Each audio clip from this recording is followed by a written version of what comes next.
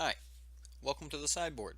My name's Eric, and today we're going to be taking a much closer look at Esper God-Pharaoh's Gift by Justin Gregory. Justin was able to take this deck to a first place finish in Star City Games Standard Classic, Charlotte, North Carolina. Uh, we covered this deck in our first episode of The Fringe, and today I just want to take a much closer look at it, and then we're going to run it through a league and see how we like it. So, looks like early game we're going to be trying to get down some of our early creatures, and we're definitely okay with trading those off.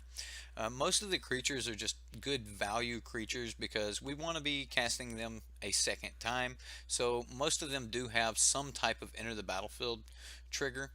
It's pretty standard to be running Minister of Inquiries in these God-Pharaoh's gift decks. Being able to mill yourself 3 cards is just a really good effect in these decks. A lot of times you don't see much removal main board, but Justin did run 2 copies of Fatal Push in his main board. You'll see the other 2 copies over in the sideboard when we get to that. Now, one of the new cards from Ixalan that have added to God-Pharaoh's Gift is Search for Azcanta. This is a widely used card at this point and is starting to show up in a lot of decks. In this particular strategy, though, the front side of it shines. Now, again, the back side doesn't allow you to take a creature, but if you're looking for your Gate to the Afterlife or God-Pharaoh's Gift, then at that point, the Azcanta the Sunken Ruin is a very, very good card. And again, talking about the sideboard, once we cover that, you'll see how the back half of Search for Azcanta is a very, very good card for us in game 2 and 3.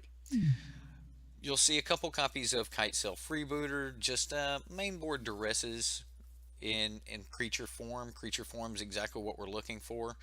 If only we could get Fatal Push on a cheap creature. Seeker Squire has started to show up a lot in these Esper list. Seeker Squire is just a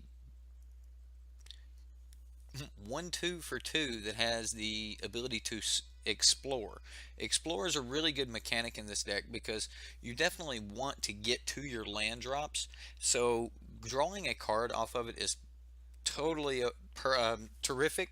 However, if you just get to reveal a creature and put that into your graveyard, that's also absolutely acceptable in this deck. So Seeker Squire has definitely made a home in this deck, and I think he's going to do us a lot of good today.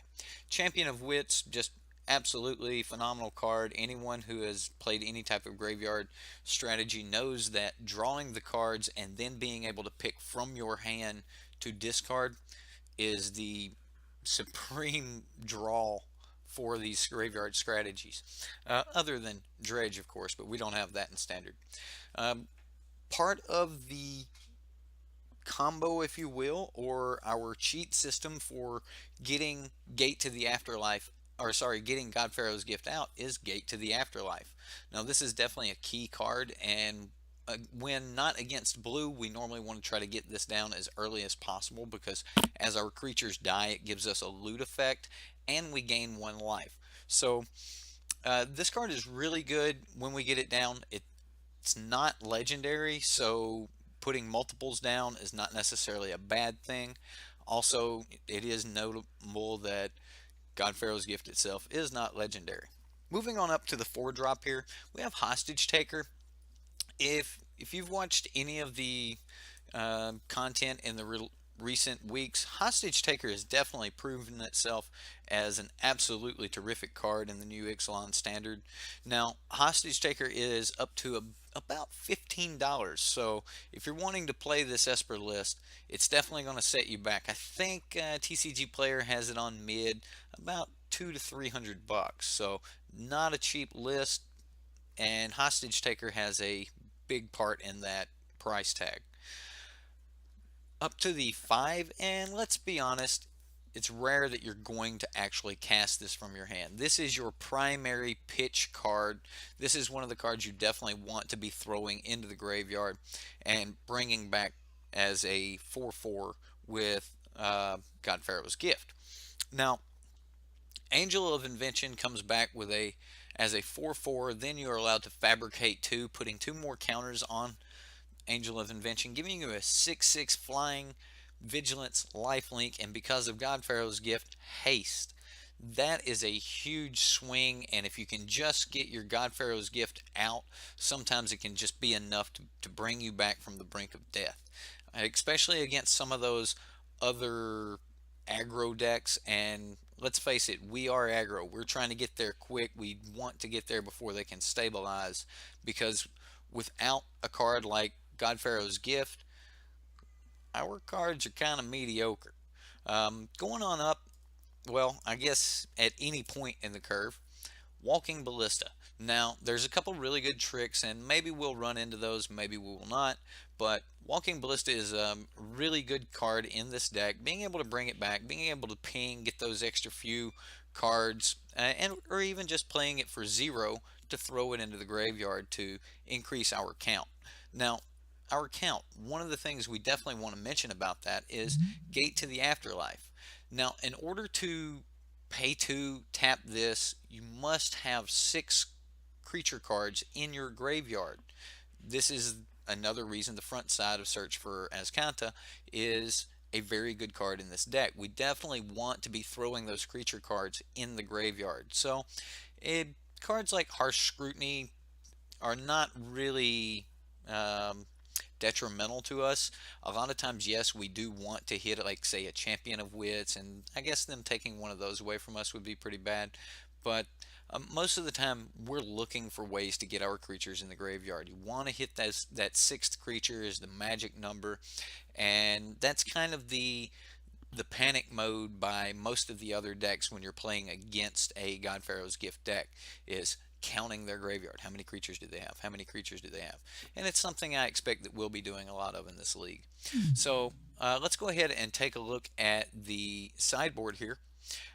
In the sideboard, looks like we've got a little bit of graveyard hate of our own, and the Explorer mechanic is really good for us, so not just graveyard hate. Duress, terrific card in the control matchup. Couple fatal pushes for the aggro matchup.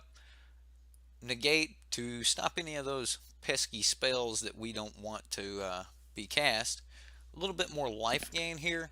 Life gain is very important for us against the aggro decks, as sometimes we take a little bit of time to set up. We're an early mid-range deck, if anything. Yes, we're playing some cards early in the game, but we're not as fast, and our bodies aren't as hardy as some of the other decks. So we may be taking a beating by, the red-black aggro decks or the Ramunap red list and things like that. So Sunscourge Champion definitely is going to be a clutch card for us there.